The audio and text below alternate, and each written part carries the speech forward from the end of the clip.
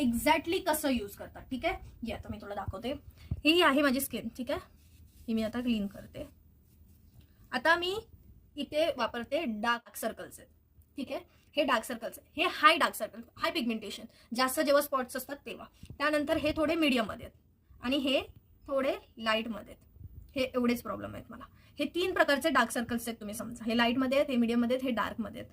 तर ह्या तिघांना कसं काय करायचं? जर तुमचा हेवी डार्क असेल, जर हाय पिगमेंटेशन टाईप तुमचे जर डार्क सर्कल्स असतील, तर तुम्हाला करायचंय रेड वाला कलर करेक्शन. रेड अप्लाय करायचंय, तर ते हाईड होणार. ठीक आहे, झालं हाईड. सेकंड येतं मीडियम वालं. जेव्हा तुम्हाला हे हाईड करायचंय तेव्हा फक्त ऑरेंज कलर करेक्टर यूज करणं चालणार आहे का? नाही. त्यासाठी तुम्हाला ऑरेंज, रेड किंवा पीच हे मिक्स करून अप्लाय करायचंय. झालं कव्हर.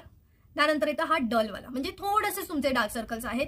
मंकी माउथला पण तुमचा जो शेड आहे तो कमी वाला आहे. मग त्याला कसं करायचं? तर त्याला फक्त ऑरेंज कलर करेक्टर यूज करायचं. कारण तुमचा प्रॉब्लेम काय आहे? इथे कमी आहे. जर कमी प्रॉब्लेम आहे तर हाय कलर करेक्शन करायचं नाही, डार्क शेडमध्ये कलर करेक्शन करायचं नाही.